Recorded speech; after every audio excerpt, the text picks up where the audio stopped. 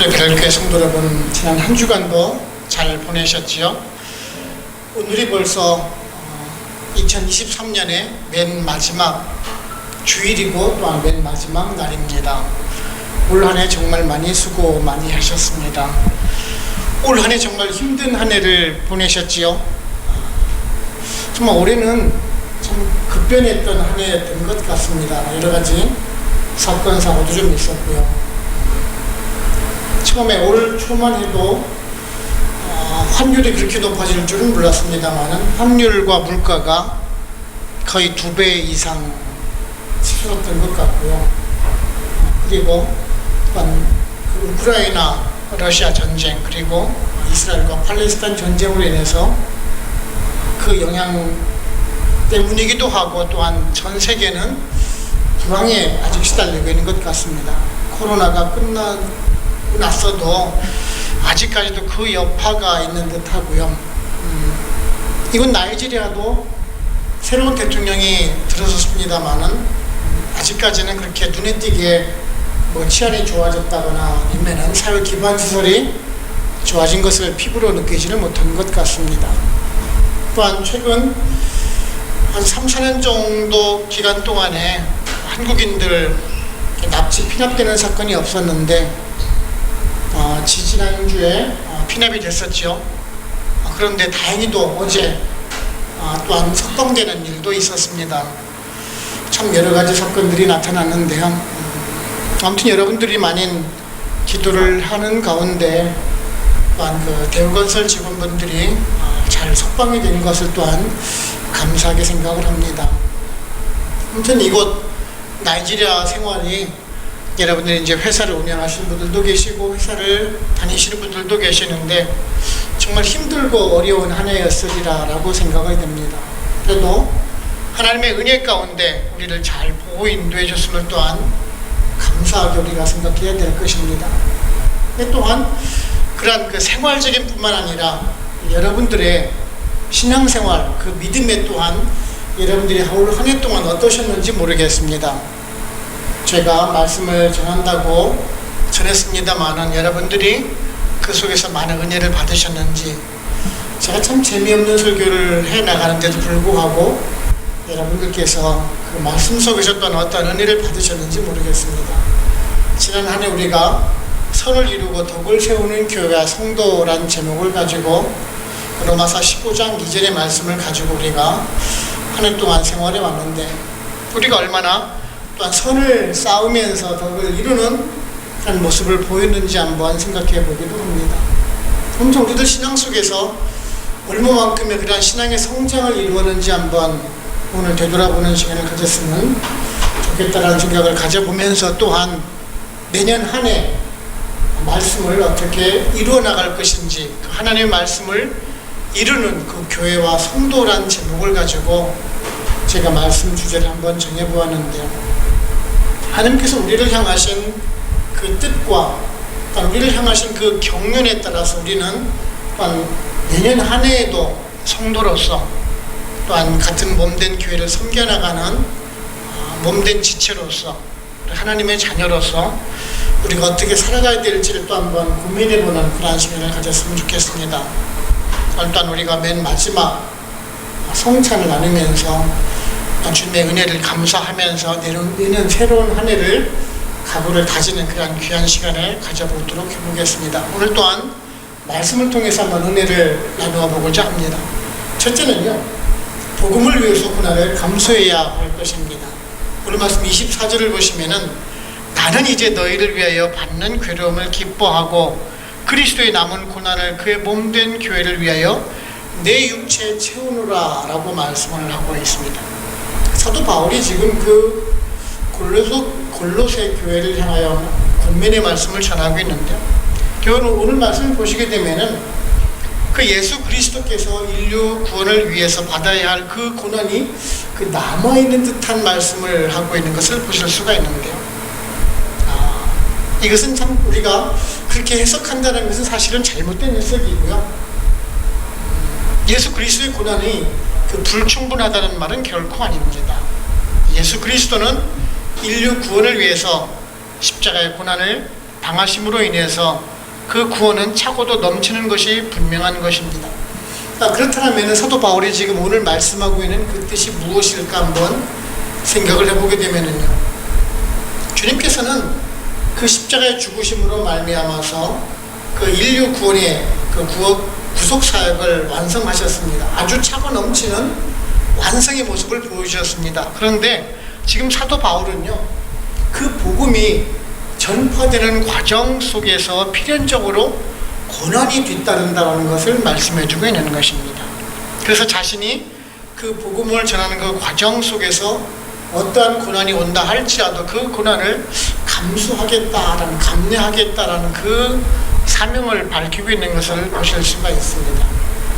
이것은 우리들에게 아주 큰 의미를 준다라고 할 수가 있을 텐데요, 우리가 성도로 살아가면서 교회를 섬기면서 마냥 기쁘고 행복한 일만은 당하지 않습니다. 우리가 그런 좋은 일만 있으면 얼마나 좋겠습니까마는, 사실 우리가 성도로 살아간다는 것이, 그리스도의 제자로 살아간다는 것이 그리 쉬운 것만은 결코 아닙니다. 많은 희생과 고난이 따르는 것은 사실입니다. 세상 사람들은 지금 이 시간에도 세상에서 즐기는 것을 찾아서 행하고 있습니다. 우리는 그 시간도 없어야 됩니다. 그저 그 시간을 희생해야 되고, 교회에 나와서 예배를 드려야 하고, 찬송을 올려야 하고, 또 우리들의 소중한 일에서 벌은 소득도 또한 헌금으로 드리고 여러 가지를 드리게 됩니다. 교회에서 여러 가지 직분이 있죠. 목사가 있고, 장로가 있고, 원수집사가 있고, 서리집사가 있고, 일반 성도가 있습니다. 교회를 섬겨 나간다 하면서 사실 모든 일 속에서 이웃 사람들의, 이웃 성도들의 칭찬만을 받을 수는 없습니다. 교회 일을 해나가면서 오해도 받기 마련이죠. 나는 열심히 일한다고 했는데 이웃 성도가 그것을 시기하는 사람들도 있을 테고요, 질투하거나 또한 다른 뜻을 가진 사람들이 미워할 수도 있을 것입니다. 그런데 우리가 여기서 한번 생각해 보아야 할 것이 있습니다. 우리를 위해서 그 십자가를 지신 그 예수 그리스도가 왜, 누구를 위해서 그 고난을 당하셨냐라는 것이에요. 사실 예수님, 그 하나님의 아들로서 오셔서 예수 그리스도는 그런 고난을 안 당하셔도 됩니다. 그럼에도 불구하고 지금 왜 그런 고난을 당해야 되는지, 그리고 사도 바울은 또한 왜 그런 자기 희생적인 고난을 통해서 복음을 전하야만 했는지 우리는 한번 생각해 보아야 한다는 것입니다. 주님께서는 종교적으로 이단자적인 취급을 받으셨습니다.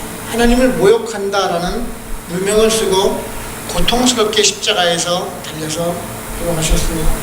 근데 사실은 그 모든 것이 하나님의 영광을 위해서, 하나님의 뜻을 이루기 위해서였다는 것입니다. 그 고난의 길을 가심으로 인해서 우리가 죄사함을 받고 영생에 이르는 구원함을 얻은 사람들 아닙니까? 마찬가지입니다. 우리들도 교회 일을 하면서 고난을 받을 수가 있습니다. 하지만 이 모든 것이 하나님을 영화롭게 하고 하나님의 뜻을 따라가는 그 순종의 길이라는 것을 잊지 마시기 바랍니다. 사실 우리 교회는 작은 교회예요. 성도도 얼마 되지도 않고 교회 예산도 많지도 않습니다. 그렇다고 이건 나이지리아가 또한 좋은 환경에 있는 것도 결코 아닙니다. 여러 가지 일을 나누어서 해야 하는 일이기도 합니다. 우리 모두가 또한 감당해야 하는 직분이고 또한 성도이기도 한 사실이라는 것입니다. 제가 누누이 말씀드리지만 저와 여러분은 다 같은 하나님의 백성이고 성도입니다. 목사도, 장로도, 안수집사도, 서리집사도 다 같은 성도라라는 사실입니다. 하나님 앞에 섰을 때에는 다 같은 성도라라는 사실입니다. 단지 교회 일을 위한 직분을 따로 받았을 뿐이라는 사실입니다. 우리는 이같이 동일한 사람이라는 것을 잊지 말아야 합니다. 사실 우리 교회가 이제 새로운 한 해를 맞으면서 사실 녹록한 편도 결코 아닙니다. 내년 7월이면은 교회 렌트도 다시 재계약을 해야 되고요. 이렇게 성전부지도 또한 매각을 해야 합니다. 얼마 남지 않은 우리 작은 자녀들을 위해서 한글 학교도 운영을 해 나가야 합니다. 선교도 쉬지 않고 해야 합니다. 나이지리아 경제 쉽지만은 않습니다. 치안도 불안합니다. 불황입니다. 하지만 우리들에게 주어진 그 사명을 이루기 위해서 또한 우리는 일을 해야 하는 사람들이라는 것입니다. 하나님의 일은 꼭 해야만 하는 중차대한 일을 맡은 사람들이라는 것입니다. 분명 이제 한 해가 바뀐다라고 해서 뭐 좋아지는 것은 없을지도 모르겠습니다. 힘들지도 모르겠어요. 하지만 우리들의 그 고난이 있다는 것도 또한 잊지 말아야 합니다. 하지만 그 우리들의 수고와 노력이 고난이 크면 클수록 또한 주님께서 기뻐하신다는 것도 또한 우리는 잊지 말아야 하는 것입니다. 저 여러분, 우리들에게 주신 하나님의 그 자녀로서 주신 그 특권만 누리는 삶이 아니라 다 같이 섬기면서 또한 헌신함을 통해서 하나님의 말씀을 이룰 수 있는 또한 한 해가 되었으면 좋겠습니다. 두 번째는요, 하나님은 우리를 향하신 계획이 있으십니다. 오늘 말씀 25절을 보시면은 내가 교회의 일꾼 된 것은 하나님이 너희를 위하여 내게 주신 직분을 따라 하나님의 말씀을 이루려 함이라 라고 말씀하고 있습니다. 지금 사도 바울은요, 자신이 그 사도가 된 그 동기에 대해서 말씀을 하고 있죠. 즉 하나님께서 주신 그 경륜을 따라서 하나님의 말씀을 이루기 위해서 자신이 사도가 되었다라고 말씀하고 있죠. 사도 바울은 그 당대 유명한 가말리엘의 문화생입니다. 쉽게 말하면 오늘날로 말씀드리면 뭐 서울대 졸업생이라고 말씀할 수가 있겠죠. 아주 내노라 하는 그러한 교육기관에서 공부를 하는 사람입니다. 뭐 율법사, 랍비로서 살아갈 수 있는 사람이고요. 로마 시민권자입니다. 그리고 또한 그 유다 백성들 중에서 72명만 들어갈 수 있는 사내들인 공의회 의원이기도 합니다. 뭐 오늘날로 말하면 국회의원 정도 이상 되겠죠. 정말 내노라 하는 그러한 직분을 가진 사람이면 틀림없습니다. 그런데 이제 그가 다메섹에서 현인하신 주님을 만나서 그가 개종을 하게 됩니다. 쉽게 말씀드리면 종교적인 변절자가 되는 것입니다. 유대 종교 랍비에서 그리스도인으로 변하게 되는 것입니다. 이방인을 위한 복음의 사도로 변해갔죠. 그리고 나서는 그는 이제 그러한 안정된 생활, 보장된 생활이 아니라 또한 고난이 뒤따르는 삶을 살아가게 됩니다.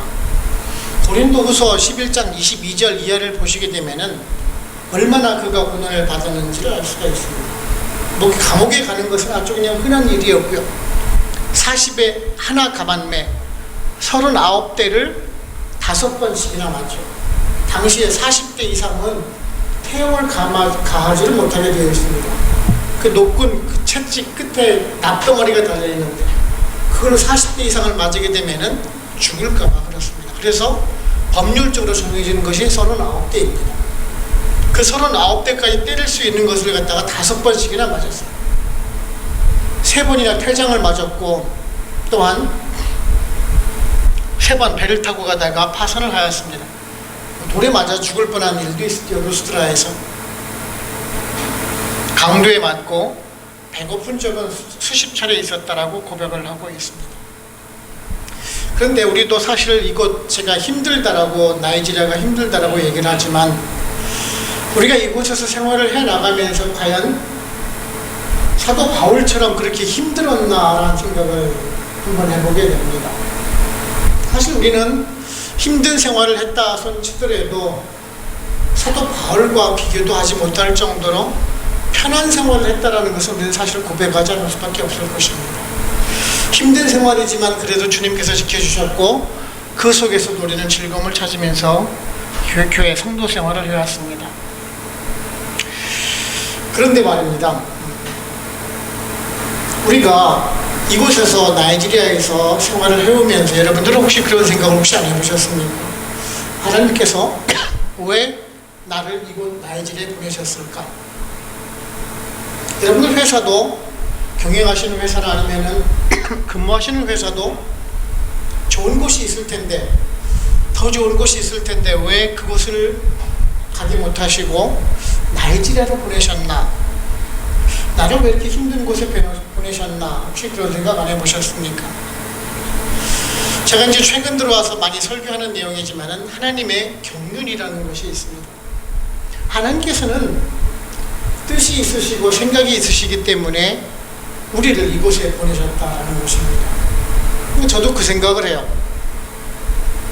왜 이제 은퇴가 가까운 나이에 저를 왜 이곳 나이지리아에 보내셨을까라는 생각 말입니다.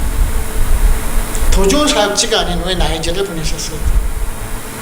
그런데 제가 이제 1년 반 넘게 사역을 하면서 제가 느끼는 것이 있습니다.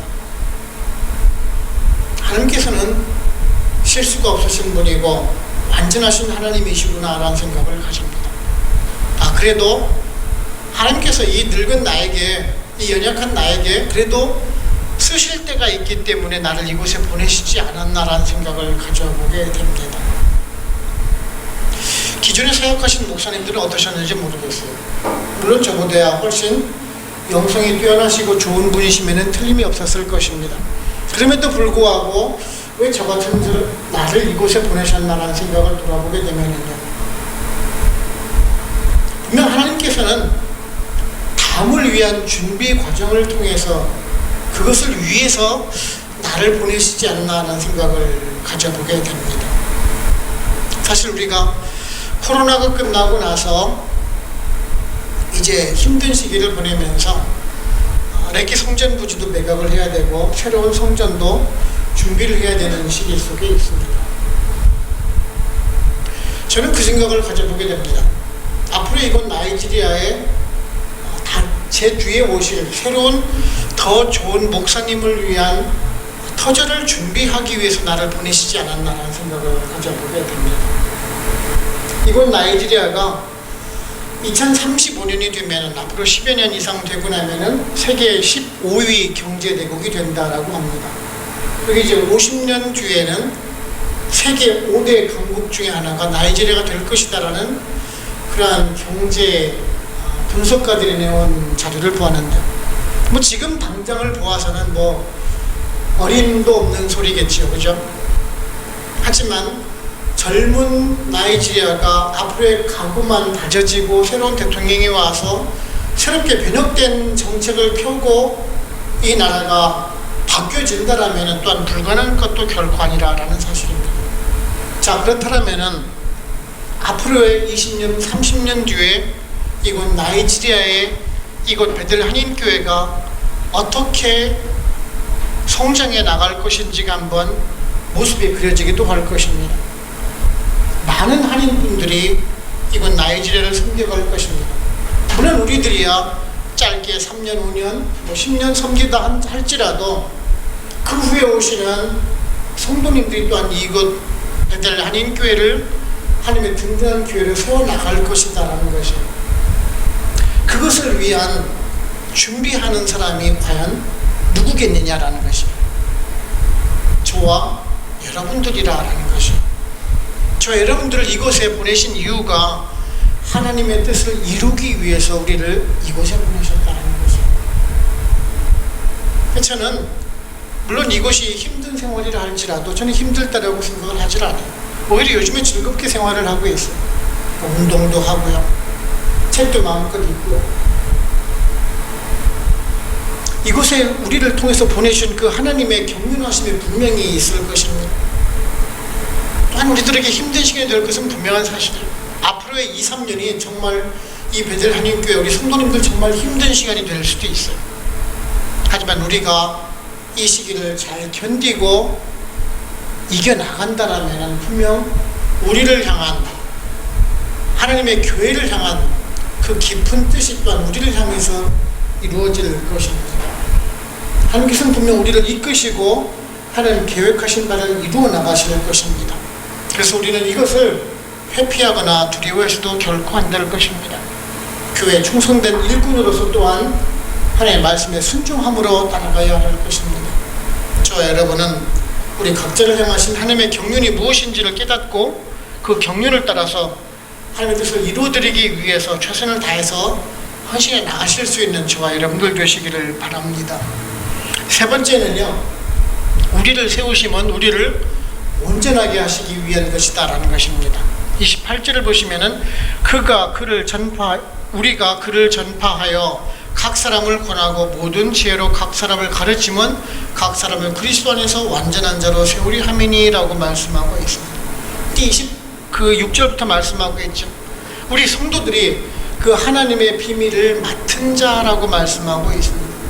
비밀, 우리가 남에게 알려지지 않은 스크릿한 것을 우리가 비밀이라고 말을 하는데, 이 비밀이라는 것은 사실 구원에 이르는 그 진리를 말씀하는 것이겠죠. 우리도 영화나 만화 같은 데 보면은 보물섬 지도 같은 것이 있죠. 그 지도를 보고 보물을 찾아가는 그런 여정 같은 거 말입니다. 누구나 다 어디쯤에 보물이 숨겨져 있는 것은 알아요. 그런데 모두 다가 다 그 보물을 찾지를 못한다라는 것이지. 그 지도를 가지고 있어도 그 지도를 보면서 해석을 못하는 사람도 있고, 해석을 해서 보물을 가지는 사람이 분명히 있기 마련이지. 바로 그것을 말씀해 주는 것이겠죠. 예수 그리스도를 우리가 안다라고 해서 다 구원을 받는 것은 결코 아니죠. 교회에 출석한다라고 해서 구원을 받는 것이 결코 아니라라는 것이죠. 그 구원의 비밀을 알 수 있는 사람만 구원이 이룬다는 말이기도 하는 것입니다. 그 예수 그리스도가 누구를 위해서 왔는지, 나를 위해서 오셨구나. 그 예수 그리스도가 나를 위해서 죽으셨구나. 예수 그리스도가 나를 위해서 다시 사신 것을 알고 내 그 예수 그리스도를 믿는 믿음으로 살아가는 것을 아는 그 비밀을 알 때 내가 구원의 비밀을 얻는다라는 그 말씀을 해주고 있는 것이죠. 그래서 사실 이런 것 때문에 그 이단들이 더 활기를 치고 있는지도 모르겠습니다. 무엇인가 자신들이 알고 있는 것처럼 성경의 비밀을 우리들만 해석하고 있는 것처럼 알고 있기 때문에 우리들 집단에 들어와야지만이 그 비밀을 알 수가 있다라고 얘기들을 하죠. 하지만 이 구원의 비밀은 그런 집단에 안다고 해서 성경의 말씀을 안다라고 해서 깨우치는 것이 결코 아닌 것입니다. 근데 지금 사도 바울이 지금 왜 그런 믿음을 우리들에게 주셨냐라는 것을 우리는 알아야 합니다. 왜 우리들에게 그 구원의 비밀을 알게끔 해주셨냐는 것을 우리가 한번 알아야 하는데, 그저 단지 우리가 그 예수 그리스도를 나의 구주로 믿는 것만이 전부가 아니라는 것을 지금 말씀해 주기 위한 것이다라는 것이에요. 즉 믿음이 전부가 다 아니라는 것을 지금 말씀해 주고 있죠. 그 믿는 단계에서 벗어나서 새로운 영역의 세계로 들어가야 된다는 것을 지금 말씀해 주기는 것이라고 할 수가 있을 것입니다. 우리 왜 부부가 남자 여자가 만나서 결혼을 하게 되죠? 근데 결혼식을 하게 되면은 모든 부부 생활이 다 완전하게 다 이루어진 것입니까? 결혼식만 치름으로 인해서 그 평생 동안 살아갈 수 있는 것이 다 그냥 저절로 이루어지느냐, 그런 얘기 아니겠죠. 부부로서의 남편의 역할, 부인으로서의 역할을 다 해나감으로 인해서 서로의 부족한 부분을 채워나감으로 인해서 사실은 만들어 나가는 것이 사실 부부이지 않습니까? 마찬가지, 신앙도 마찬가지고 교회도 마찬가지라는 것입니다. 오늘 말씀을 보시게 되면은 각 사람을 권하고 각 사람을 가르치고 각 사람을 온전한 사람으로 세운다라고 말씀하고 있습니다. 하나하나, 성도 하나하나를 새롭게 하나님의 자녀로 세워나가신다는 말씀입니다. 교회가 예수님을 머리로 해서 이루어지는 각 지체라고 하죠. 예수님을 머리로 해서 우리 성도들은 각 지체라고 말을 합니다. 우리들 몸에 있을 때 머리와 팔다리가 다 있을 때 온전할 때 우리는 온전한 사람이라고 하죠. 그런데 내가 어느 한쪽 팔을 못 쓸 때 우리는 무엇라고 얘기를 합니까? 저 사람은 나는 장애인이구나, 지체 부자유자라고 얘기를 하고 있지 않습니까? 마찬가지라는 것이죠. 교회도 성도가 모두 다 온전한 모습이 아니라 불편한 성도가 있을 때, 온전하지 못한 성도가 있을 때 우리는 그 교회를 지체부자유한 교회, 장애인 교회라고 부르는 것과 마찬가지라는 것입니다. 그래서 주님은 지금 우리 성도들로 하여금 각 사람이 온전하게 세워지기를 원하고 계시다는 것이에요. 올 한 해 여러분들이 정말 온전하게 세워지셨으면 좋겠습니다. 예수 그리스도 안에서 완전한 성도가 되었으면 좋겠습니다. 여러분 한 분 한 분이 온전한 복음 사역자로 세워지셨으면 좋겠습니다. 그래서 여러분들이 세상 속에서 선한 영향력을 끼치는 사람으로서 세워나가고 또한 행동으로 복음을 전하는 전도자가 되며 교회에서는 서로를 사랑으로 하나가 되는 온전한 교회를 세워나가는 성도가 되었으면 좋겠습니다. 저 여러분, 다가오는 새해에는 여러분들의 신앙이 한 단계 업그레이드 되고 교회도 한층 더 성숙해지고, 그래서 저와 여러분 모두 다 주님께서 원하시고 온전한 성도로 세워나가실 수 있는 저와 여러분들 되시기를 바랍니다. 결론적으로 말씀드리면은 이제 올 한 해가 시간적으로 계산하면은 약 한 13시간 정도 남았네요. 그렇죠? 우리가 시간이라는 단위로 구분을 짓고 그것을 이제 경계를 나누어서 13시간 뒤면은 우리 이제 올 한 해가 마감이 되고 2024년이라는 새로운 한 해로 우리가 구분을 짓습니다. 근데 사실 알고 보면은 그냥 강물처럼 흐르는 시간의 연속선상 중에 하나이기도 합니다. 한 해가 바뀌었다라고 해서 우리가 뭐 바뀌어지는 것은 사실은 없습니다.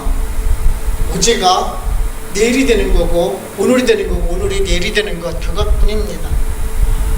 하지만 우리는 우리들이 정한 그 경계선이 되고 나면은 무엇인가 좀 각오도 새롭게 하고 또한 후회를 하는 것이 사실이기도 합니다. 저도 그렇지만 여러분들도 아마 그런 생각들을 가지실 텐데요. 올 한 해를 되돌아보면서 후회하는 것들이 정말 한두 가지씩은 전부 다 있을 것이다 라고 생각을 합니다. 내가 올 한 해 하나님의 말씀을 정말 온전하게 읽으며 하나님의 제자된 삶을 내가 살았는지, 예수 그리스도의 사랑을 보이는 삶을 살았는지, 나를 통해서 예수 그리스도의 형기가 드러냈는지 우리를 되돌아보면은 참 후회가 되는 것들이 있을지도 모르겠습니다. 저도 말씀을 전하면서 강의 설교를 하면서 참 재미없는 설교지만은 그래서 그 설교 내용 속에서 뭐 구원론이라든지 믿음이라든지 신관이라든지 아니면 교회사라든지 다방면 쪽에서 여러분들께 전해드리려고 했습니다만은 되돌아보게 되면 여러분들께 좀 더 체계적이고 부드럽게 그리고 알기 쉽게 전해드리지 못했다라는 그러한 후회도 해보게 되는데, 일단 여러분들께 많은 사랑을 전해드리지 못했다라는 그러한 후회도 해보게 되는데, 마찬가지일 것입니다. 여러분들도 이제 우리가 성찬식을 나누려고 하고 있는데요. 성찬식을 통해서 우리를 한 해를 한번 되돌아보았으면 좋겠습니다. 2023년을 돌아보면서 과연 내가 주님과 얼마나 많이 닮아가려고 노력을 했는지, 내 안에 주님을 얼마나 심기 위해서 노력을 했는지 한번 되돌아보는 시간을 가졌으면 좋겠고요. 다가오는 새해에는 정말 주님과 한 해가 되는 그런 한 해가 되었으면 좋겠습니다. 주님께서 나를 통해서 이곳에 보내신 그 뜻을 찾아가면서 정말 내년에는 하나님의 뜻을 이루어드릴 수 있는 그러한 거룩한 성도가 되기를, 하나님의 자녀가 되고 예수 그리스도의 참된 제자가 될 수 있는 우리 배덕교회 모든 성도님들 다 되시기를 주님의 이름으로 축원을 합니다. 기도하겠습니다.